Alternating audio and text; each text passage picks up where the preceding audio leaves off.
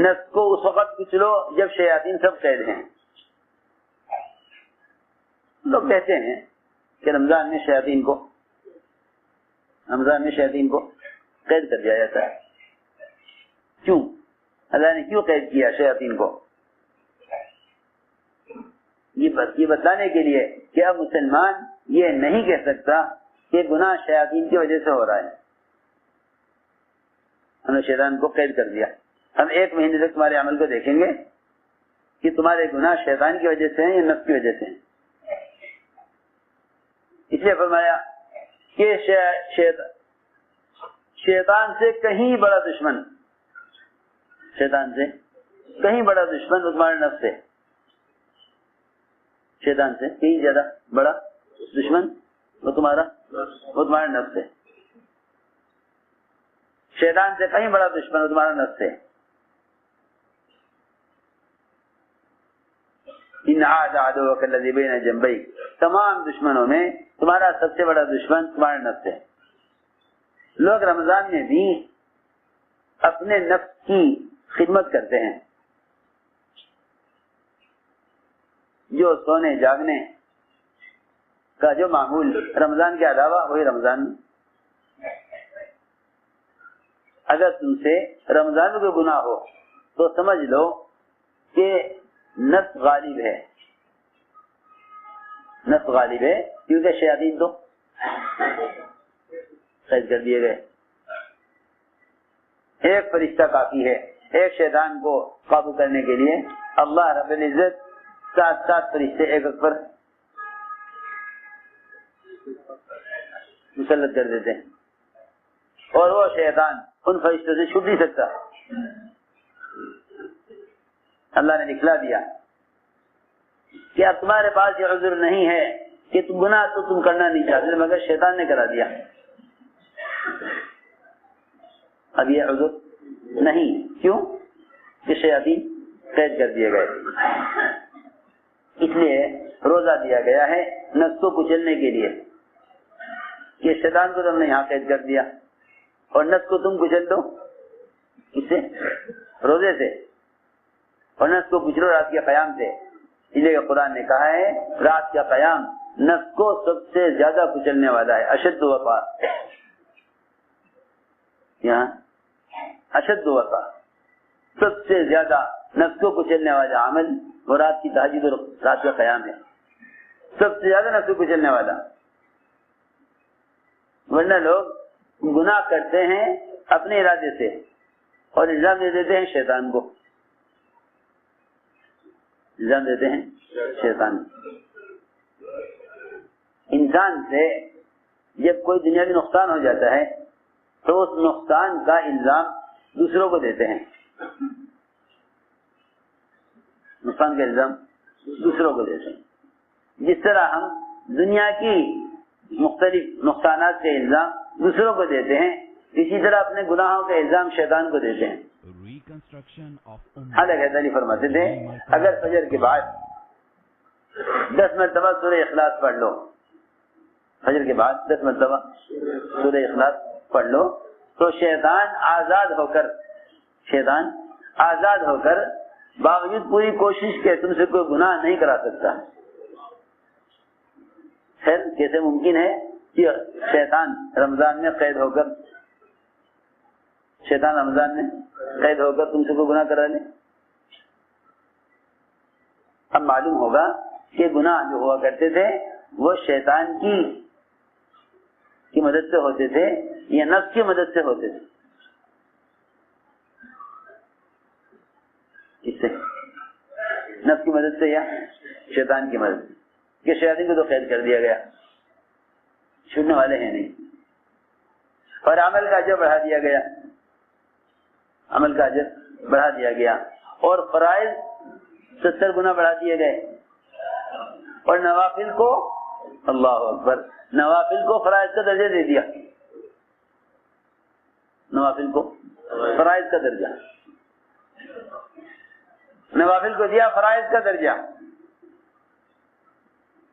نوافل کو دیا فرائض کا درجہ اور فرائض کا درجہ بڑھا دیا 70 گنا. یہ ہیں کہ اس سے زیادہ بدبخت کون ہوگا جس پر رمضان کا مہینہ گزر جاوے اور وہ اپنے آپ کو جنت میں داخل نہ کر سکے اور مغفرت کا حقدار نہ ہو سکے، مغفرت کا حقدار نہ ہو سکے، اس سے زیادہ بدبخت کون ہوگا؟ اللہ اکبر۔ حضرت جبرائیل کی دعا، حضرت جبرائیل کی دعا حضور اکرم صلی اللہ علیہ وسلم کی، ان کی دعا پر آمین۔ آپ دعا سن رہے، صحابہ جبرائیل کی دعا نہیں سن رہے۔ صحابہ نے عرض کیا یہ کیا ہو رہا تھا کہ آپ آمین آمین کہہ رہے تھے، دعا کی آواز آ نہیں رہی تھی؟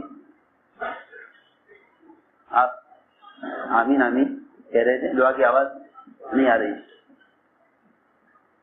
تو آپ نے فرمایا کہ جبرائیل یہ بد دعائیں کر رہے تھے، یہ بد دعائیں کر رہے تھے اس شخص کے لیے پھر پر رمضان گزر جاوے، رمضان گزر جاوے اور جہنم سے رہائی کا اور مغفرت کا اس کے لیے فیصلہ نہ ہو، اس کے لیے بد دعائیں ہو رہی تھی جبرائیل کی، اور آمین کون کہہ رہے تھے؟ حضور اکرم صلی اللہ علیہ وسلم آمین کہہ رہے تھے۔ میں نے عرض کیا کہ اصل بات یہ ہے، اصل بات یہ ہے کہ ہم پورے سال جس طرح پورے سال مال کماتے ہیں، پورے سال مال کماتے ہیں، پھر سال بھر کی آمدنی کے بعد، سال گزر جانے کے بعد آمدنی پر اس کی مال کی زکات دیتے ہیں، مال کی زکات دیتے ہیں تاکہ سارا مال پاک ہو جائے۔ اسی طرح رمضان کا مہینہ یہ جسم کی زکات ہے، یہ جسم کی زکات ہے، یہ جسم کی زکات ہے۔ پورے سال جو کچھ بھی کمایا ہے اس سب کو رمضان کے روزوں سے ایسے پاک کراؤ جیسا سال بھر کی آمدنی کو زکات دے کر پاک کرتے ہیں۔ یہ جسم کی زکات ہے، جسم کی زکات ہے، یہ جسم کی زکات ہے۔ جیسے زکات دینا مال کو پاک کرنے کے لیے زکات ہے، اسے روزہ رکھنا جسم کو پاک کرنے کے لیے زکات ہے۔ انسان اپنے اعضاء سے نیکی بھی کماتا ہے، اپنے اعضاء سے مال بھی کماتا ہے۔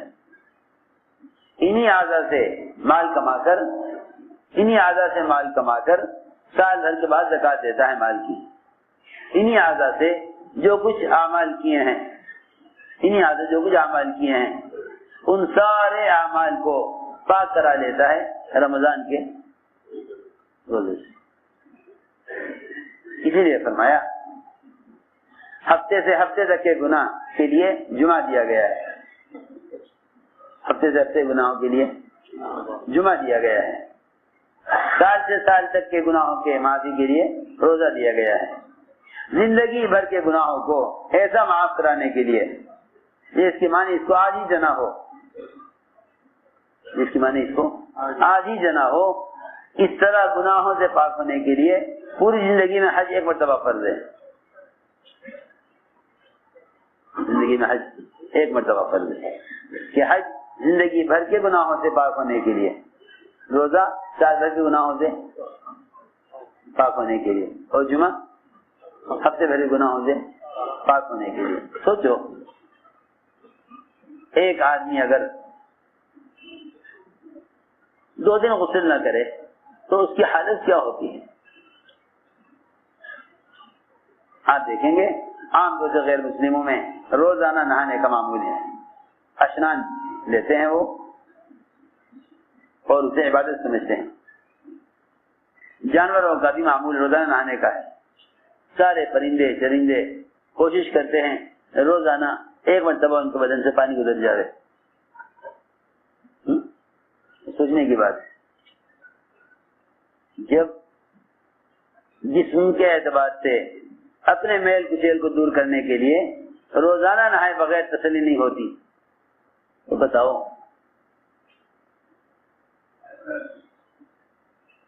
سال میں ایک مرتبہ اگر جسم کے اعضاء کی پاکی کے لیے روزہ دیا جاوے تو آدمی ایک سال میں نہاوے، ایک سال میں نہاوے، کہاں روزانہ غسل کرنا، کہاں روزانہ غسل کرنا، کہاں ایک سال میں غسل کرنا، کتنا میل ہوگا اس کے بدن پر.